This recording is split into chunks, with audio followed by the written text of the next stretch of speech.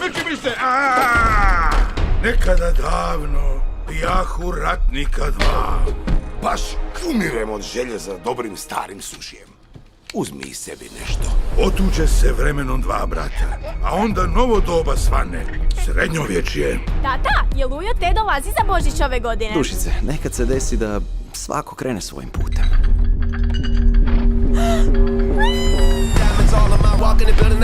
Lujo, Ted, jako si mi nedostajao. To je moja cura. Juhu! Ne možeš sve riješit novcem. Al možeš ti? Nisi se promijenio nimalo. Još si uvijek mala beba. Cuclaj, Tede. Suclajmo, mi ću to dalje od mene. Trenutak, molim. Oprostite što prekidam ovu intrigantnu diskusiju, ali cuclajte obojica. Ha! Ua! Ha! Ja! Ona gofori. Ne poštaje. I ja sam u obiteljskom poslu i sad vi radite za mene, starkelje.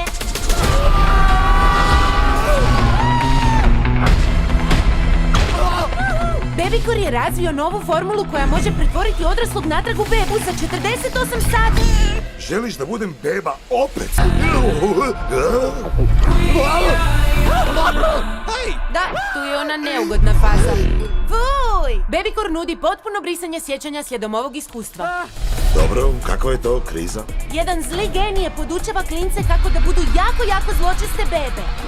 Dobrodošli u Bebi revoluciju. Morat ćemo se prerušiti zbog tajnog zadatka. Što si mi to učinila? Nema daj. Što idemo na jedrenje? O ne!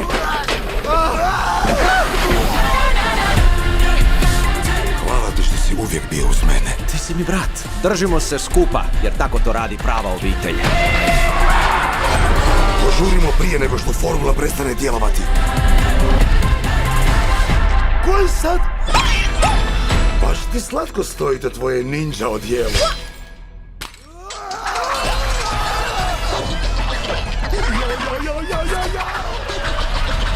Sigurno bi se nekako mogli dogovoriti.